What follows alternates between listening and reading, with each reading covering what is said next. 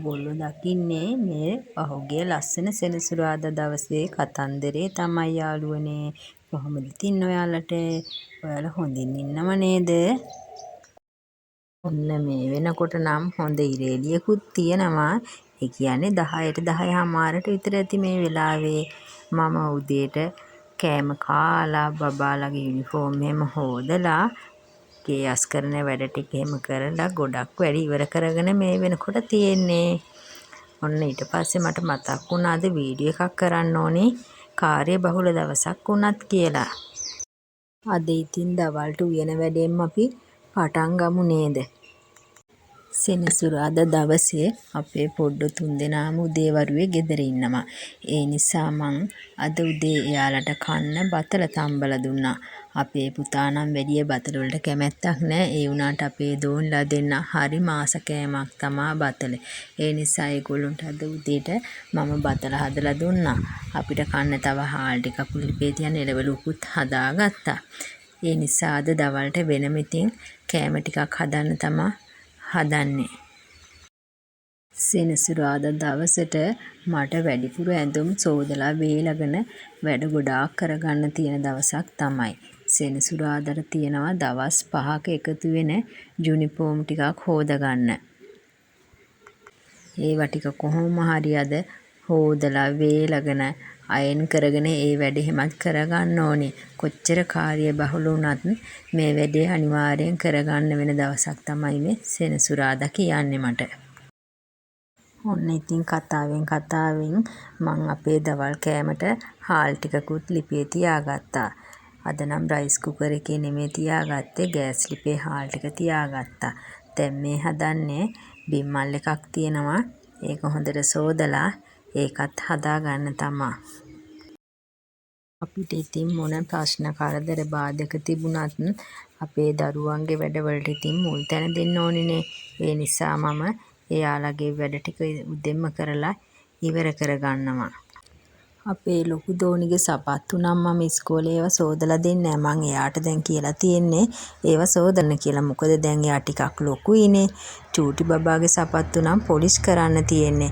එයා තාම චූටි නිසා මං එයාගේ දෙකත් පොලිෂ් කරලා දෙනවා. එයාටත් පුළුවන් ඒ වුණාට පොලිෂ් කරගන්න නම් එයාත් කරගන්නවා මට බැරි වෙන දවස්වලට. පුතා නම් පුතාගේ වැඩ ටික දැන් තනියම කරගන්නවා. එයාට සපත්තු පොලිෂ් කරගෙන එයා රෙදිත් අයන් කරගන්නවා. එයාට මට බැරි වෙන දවස්වලට එයාගේ යුනිෆෝම් ටිකක් දැන් එයා හොදා ගන්නවා. දැන් එයා ලොකුයිනේ. දැන් එයා උසස් පෙළ කරන ළමයෙක්නේ.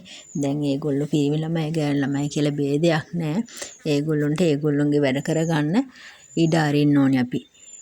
මට ගෙදර වැඩ කරගන්නත් එයා උදව් කරනවා. උයන වෙලාවට පොල් ටිකක් ගාලා දෙනවා. ගෙවල් මිදුල් අතු ගාලා දෙනවා. මට බැරි අවස්ථාවලදී ඒ වගේ උදව් කරනවා මගේ පුතාත්. ලොකු දෝනිටත් පුළුවන් එයාගේ වැඩ ටික කරගන්න. ඒ වුණාට ඉතින් එයාට තාම හරියට යුනිෆෝම් ටික නම් හොඳට සෝද ගන්න බෑ. එයාටත් තව අවුරුද්දක් විතර යනකොට කියලා දෙන්න ඕනි එයාගෙත් ඒ යුනිෆෝම් හොද ගන්න එහෙම වැඩේ කරගන්න කියලා. මොකද හැම දරුවෙක්ම තමන්ගේ වැඩ තමන් තනියම කරගන්න ටිකක් පොඩි කාලේ ඉඳලම පුරුදු වෙන්න ඕනි. එතකොට එයාලා ලොකු වුණාම කාටවත් කරදරයක් නැතුව ලස්සනට ජීවත් වෙන්න පුරුදු වෙනවා. බිම්මල් ටිකත් හදාගෙන මම දැන් හදන්නේ පතෝල ටිකක් කිරට උයා ගන්න. බිම්මල් ටික තෙල් ටිකක් දාලා මිරිසට වගේ තමයි හදාගන්නේ. පොඩ්ඩෝ නම් වැඩි කැමති නැහැ පතෝල කන්න. ඒ වුණාට හැමදාම මේගොල්ලෝ කන්නේ නැහැ කියලා මේ එළවලු පැත්තකට කරන්න හොඳ නැහැ. ටික ටික හරි කන්න හුරු කරවන්න ඕනේ අපේ එළවලු ටික. මම කෑම හදනකොට ගොඩක්ම කරන්නේ එයාලා ගොඩක් ආසා කෑමකුයි ටිකක් කන්න අකමැති කෑමක් තියෙනවනේ. ඒ දෙක කලවමට වගේ හදලා කොහොම හරි එය අකමැති කෑම එකත් කවන්න තමයි උත්සාහ කරන්නේ. දැන් නම් ඉතින් මේ වෙනකොට ඔන්න මගේ බත් එකත් ඉදිලා ඉවරයි. මම බිම්මල් එකට ගම් මිරිස් කරාමු නැටි එන සල් ටිකක් දාලා හොඳට කොටාගෙන ඒ ටිකක් දාගෙන ලුණු ටිකකුත් දාලා මේක කලබම් කරලා ටික වෙලාවක් අරන් තියනවා තෙල් ටික දාගන්න කලින්. ඔයාලගේ ගෙදරත් ඉන්න පොඩි දරුවෝ මේ වගේ කෑම වලට අකමැති ඇති නේද? හැමෝම දරුවෝ ඉතින් ඔය වගේ තමයි. ඒ වුණාට අපි දරුවන්ට එළවලු ටිකක් කවන්නත් පුරුදු කරන්න ඕනි හැමදාම. මස් මාළු විතරක්ම දීලා බෑනේ. ඒගොල්ලෝ එළවලු කන්නත් පුරුදු වෙන්න ඕනේ. අකමැතියි කියලා අපි හැමදාම මේ දේවල් උයන්නේ නැතුව පැත්තකට කරවතින් ඒ දරුවෝ කවදාකවත් ඒ දේවල් කන්න කැමති වෙන්නේ නැහැ. ඔන්න මම දැන් බිම්මල් ටික තෙල් දාගන්න ඉඟුරු සුදු ලුණු ටික තලාගෙන ඒ ටික තෙලට දාලා ට්‍රම්පේ කරපිංචා ටිකක් දාගෙන ඔන්න ඒකට මිරිස් කුඩු ටිකක් 3-5 ඒ ටිකක් දාලා කලවම් කරගෙන බිම්මල් ටික දාලා ටිකක් තැම්බෙන්න තියලා මේකට වතුර ටිකක් එකතු කරගෙන හොඳට මේක තැම්බෙන්න තියා ගන්නවා.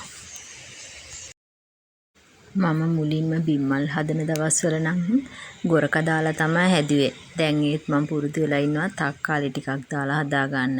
ගොරක දානවට වැඩිය ඇත්තටම තක්කාලි ටිකක් දාලා උයා ගත්තාම බිම්මල් හරිම රසයි. ඕගොල්ලොත් කරලා බලන්නකෝ මේ වැඩේ. ඔන්න ඉතින් මේ වෙනකොට නම් එළිය ටිකක් අඳුරු කරලා වගේ පේනවා මට. දැන් ඉතින් කෝකටත් තෙති ටික ගත්තොත් හොඳයි කියලා තමයි හිතෙන්නේ. මම දුවලා ගිහිල්ලා එළියේ තිබුණු ඇඳුම් ටික ගත්තා. මොනවා නැතත් යුනිෆෝම් ටික අරන් ගෙට දා ගන්න ඕනි. මොකද ඒ ටික තෙමුණොත් එහෙම ලොකු ප්‍රශ්නයක් තමයි මට හවස් වෙනකොට වෙන්නේ. අයන් කරගන්න විදිහක් වෙන්නේ නැහනේ. ලපටි පතෝල වල නම් අපිට ඇටත් එක්කම යා ගන්න පුළුවන්. ඒ වුණාට මගේ මේ ටිකක් ලොකු පතෝල කඩ පැහිලා වගේ තියෙන නිසා මම ඔන්න ඒකේ මැද ටික අයින් කරගෙන තමයි මේ පොඩිවට කපා ගන්නෙ. ඔන්න ඉතින් ඒකට අවශ්‍ය 3-5 ටිකක් දා ගන්නවා. මම මේක කිරට හදන නිසා මිරිස් කුඩු නම් වැඩිපුර දාගන්නේ පොඩ්ඩක් දාගන්නේ. මිරිස් කරල් 2ක් විතර කපලා දා ගන්නවා. එතකොට පතෝල හරි රසයි කිරි රහටු යාගත්තාම. මේ වෙනකොටත් දැන් නම් පොඩි පොදයක් එළියේ යනවා.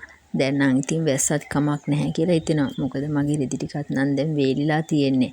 මං උදේ 7:00 වෙනකොට යුනිෆෝම් ටික හොදගත්තානේ. ඔන්න අද නිවාඩු දවසේ කියලා කම්මැලිකමේ හිටියේ නැතුව අද වැඩ ගොඩක් තියෙනවා කියලා දන්න නිසා මං උදේම නැගිට්ටනේ. ඔන්න ඉතින් ඒකේ වාසියත් මටම තමයි. හැමදාම ඉතින් පාන්දර අපිට නැගිටලා පුරුදුනහම නිවාඩු දවස කියලා ඉතින් නිින්ද යන්නේ නැහැ. අර අපි කම්මැලිකමට අද නිවාඩුයි කියලා පොඩ්ඩක් ඔය ඇඳට වෙලා පෙරලි ඉන්නවනේ. මමත් ඉස්සර ඉතින් හැමදාම නිවාඩු දවස් වලට ඔහම එළිය වෙන්නකන් ටිකක් හිටියා. ඒ වුණාට දැන් නම් මෙහෙම ඉන්නේ නැහැ. දැන් ඉතින් බබාලට නිවාඩු වුණාට මට නිවාඩු දවසක් නන් නෙමෙයි. බබාලා චූටිම කාලේ ඒගොල්ලන්ට නිවාඩු දවස් තියෙනකොට ඔන්න ඉතින් ඒගොල්ලන් තුරුළු කරගෙන මමත් ඔහේ ඇඳට වෙලා ඕන තරම් හිටපු කාලවල් තිබුණා. ඒ වුණාට දැන් එයාලා ටිකක් ලොකුයිනේ. දැන් ඒගොල්ලොන්ගේ වැඩ නිවාඩු දවස් වලටත් මට කරන්න වෙලා තමා තියෙන්නේ. ඔන්න දැන් ඉතින් මගේ පතෝල කරියත් මේ වෙනකොට හරි. බලන්නකො දැන් රස පාටට තියෙනව නේද?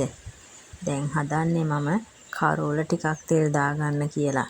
අපේ ලොකු දෝනේ හරි මාස කෑමක් තමා කරෝල කියන්නේ.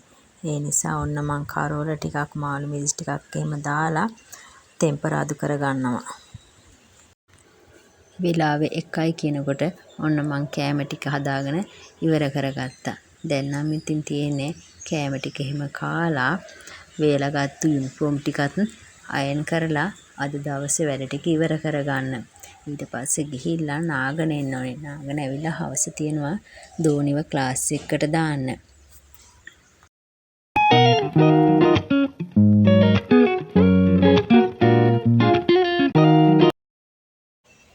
ඔන්න ඉතින් මේක නම් මං උදේවරුවේ කට්ටියටම තේ බොන්න හදපු කෑමක් තමා. මේ වෙනකොට ওই ටික තමා දැන් නම් ඉතුරු වෙලා තියෙන්නේ. මම මේ නාල ඇවිල්ලා දෝනිව ගෙනියන්න කලින් තේ එකක් බොන්න කියලා ඉලෑස්ති වෙන්නේ. අපේ ලොකු දෝනිට නම් ඉතින් මේ වගේ දේවල් ඔන්න කන්න කියලා නම් කියන්න ඕනි නෑ. මම නාලා ගෙට එනකොට ඔන්න ඉතින් එයා මේකත් එළියෙන් තියාගෙන ලෑස්ති වෙලා හිටියේ තේ බොන්න. මේ වෙලාවෙත් ඉතින් ගෙදර ඉන්නේ එයයි මායි විතරනේ. ඔන්න දැන් මේක කාලා තේ එකත් බීලා එයාව එක්කන් යන්නයි මං හදන්නේ. එහෙනම් ඉතින් යාළුවනේ මම දෝනිව ක්ලාස් එකට දාලා එන්නම් ගිහිල්ලා ඔයාලත් පරිස්සමින් ඉන්න. මාව බලන් හිටිය ඕගොල්ලෝ හැමෝටම බුදු සරණයි.